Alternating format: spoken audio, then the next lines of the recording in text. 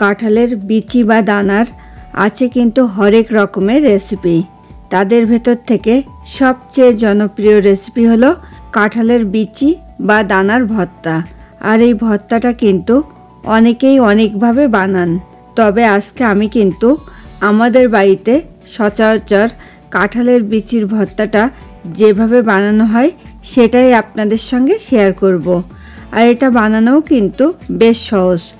তবে এই ভর্তাটা কোন পদ্ধতিতে বানালে বা কোন স্পেশাল ইনগ্রিডিয়েন্টস অ্যাড করলে টেস্টটা সব থেকে ভালো আসবে, তার জন্য থাকবে কিন্তু এই ভিডিওতে বেশ কিছু important tips and tricks. Friends, আমি মৌসুমি আর আপনারা দেখছেন আমার cooking channel Mousumi's cuisine in USA. আশা করি আমার আজকের রেসিপিটা আপনারা লাইক করবেন, সো প্লিজ স্টে টিউন।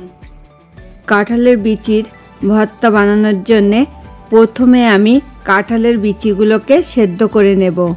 তার জন্য আমি একটা প্যানে দিয়ে দিচ্ছি পরিমাণ মতো জল। আর এই ছোট বোলটাতে আমি 16টা মতো কাঁঠালের বিচিকে 2 ফালি করে কেটে খুব ভালো করে ক্লিন করে রেখেছি। এখন আমি এগুলোকে এখানে অ্যাড করে ঢেকে দিলাম যতক্ষণ না কাঁঠালের বিচিগুলো 100% সেদ্ধ হচ্ছে। এখন আমি একটা ফর্ক দিয়ে একটু চেক করে দেখব যে এগুলো 100% সেদ্ধ হয়েছে কিনা। এগুলো কিন্তু আমার 100% সেদ্ধ হয়ে গেছে। এখন আমি এগুলোকে জল থেকে তুলে নেব, তারপরে আমি কিন্তু নেক্সট স্টেপে চলে যাব।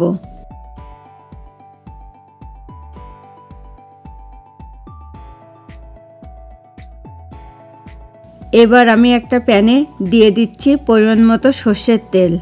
আর যে কোনো ভর্তা কিন্তু সর্ষের তেল দিয়ে বানালে টেস্টটা সব থেকে ভালো আসে। তেলটা কিন্তু গরম হয়ে গেছে। এখন আমি এখানে 2টো গোটা শুকনো লঙ্কা ও সামান্য পরিমাণ নুন ছড়িয়ে দিয়ে শুকনো লঙ্কা দুটোকে ফ্রাই করে নেব। আর এই পর্যায়ে একটু নুন অ্যাড করলে কিন্তু শুকনো লঙ্কা দুটোকে দ্রুত ক্রিস্পি হতে হেল্প করবে। এখন আমি লঙ্কা দুটোকে ততক্ষণ পর্যন্ত ফ্রাই করব যতক্ষণ না লঙ্কা দুটোর গায়ের কালারটা চেঞ্জ হচ্ছে। আর লঙ্কা দুটোর ফ্রাইয়ের মাঝপথে আমি এখানে অ্যাড করছি 2টো কাঁচা লঙ্কা চেরা। আবারও আমি এগুলোকে নাড়তে থাকবো বাকিটা হওয়ার জন্যে।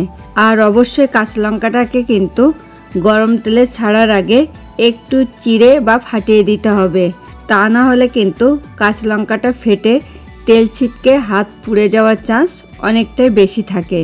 আর এই পর্যায়ে কাঁচা লঙ্কা দুটো কিন্তু আমার ফ্রাই হয়ে গেছে। এখন আমি এই দুটোকে অন্য পাত্রে তুলে নিচ্ছি। আর শুকনো লঙ্কা দুটোকে কিন্তু আমার আরও একটু ফ্রাই করে নিতে হবে। দেখুন লঙ্কাগুলোর গায়ের কালারটা কিন্তু চেঞ্জ হয়ে গেছে, মানে এগুলো কিন্তু পারফেক্টলি ফ্রাই হয়ে গেছে। এখন আমি এগুলোকে অন্য পাত্রে তুলে নিচ্ছি। সেম তেলের ভেতরে এখন আমি এখানে অ্যাড করছি 2 ফালি করে কাটা 8 কোয়া রসুন। স্পেশালি কাঁঠালের বিচির ভর্তাতে রসুনের পরিমাণটা বেশি অ্যাড করলে কিন্তু ভর্তাটার টেস্টটা বেড়ে দ্বিগুণ হয়ে যায়। এখন আমি এগুলোকে ততক্ষণ পর্যন্ত ফ্রাই করব যতক্ষণ না রসুনগুলো সফট হয়ে রসুনগুলোর গায়ের কালারটাও একটু চেঞ্জ হয়ে যাচ্ছে। আর রসুনটা ফ্রাইয়ের মাঝপথে আমি এখানে অ্যাড করছি মিডিয়াম সাইজের একটা কুচানো পেঁয়াজ। আবারও আমি এগুলোকে নাড়তে থাকবো বাকিটা হওয়ার জন্যে।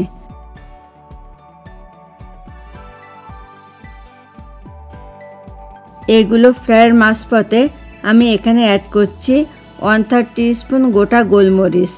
আবারও আমি এগুলোকে নাড়তে থাকবো বাকিটা হওয়ার জন্যে। বিলিভ মি, কাঁঠালের বিচির ভর্তাতে একটু গোলমরিচ অ্যাড করলে কিন্তু ভর্তাটার টেস্টটা বেড়ে দ্বিগুণ হয়ে যায়। দেখুন এগুলো কিন্তু আমার পারফেক্টলি ফ্রাই হয়ে গেছে। এখন আমি এগুলোকে অন্য পাত্রে তুলে নেব। সেম তেলের ভেতরে এখন আমি 50 গ্রাম মতো চিংড়ি অ্যাড করে 1 মিনিট মতো ফ্রাই করে নেব, কেননা চিংড়িটা কুক হতে কিন্তু খুব বেশি টাইম লাগে না। আর এই কাঁঠালের বিচির ভর্তাতে একটু চিংড়ি অ্যাড করলে কিন্তু ভর্তাটার টেস্টটা বেড়ে দ্বিগুণ হয়ে যাবে।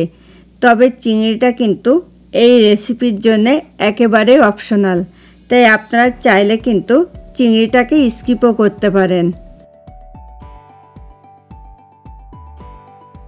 দেখুন চিংড়িগুলোও কিন্তু আমার পারফেক্টলি ফ্রাই হয়ে গেছে।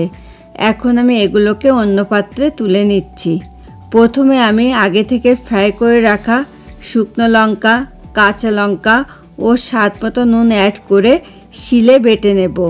আর আমি এখানে কিন্তু 2 প্রকারের লঙ্কা ব্যবহার করেছি, যাতে করে ভর্তাটার টেস্টটা খুব ভালো আসে। তবে আপনারা কিন্তু চাইলে যে কোনো এক প্রকারের লঙ্কাও ব্যবহার করতে পারেন। ইউজুয়ালি ভর্তাটা একটু ঝালঝাল হলে খেতে বেশি ভালো লাগে।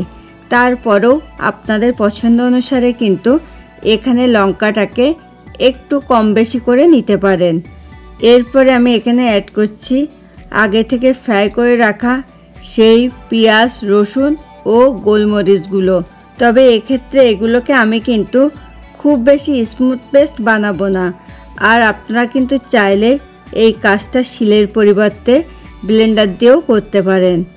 আর আমার আজকের এই রেসিপিটা আপনাদের ভালো লাগলে কিন্তু প্লিজ ভিডিওটাতে একটা লাইক এবং কমেন্ট করতে অবশ্যই ভুলবেন না। এই পর্যায়ে আমি আগে থেকে ফ্রাই করে রাখা চিংড়ি ও সেদ্ধ করে রাখা কাঁঠালের বিচিগুলো দিয়ে আবারও বেটে নিচ্ছি। স্পেশালি এই ভর্তাটা কিন্তু গরম সাদা ভাতের সঙ্গে খেতে দুর্দান্ত লাগে। দেখুন এই পর্যায়ে এগুলোকে কিন্তু আমার বেটে নেওয়া কমপ্লিট।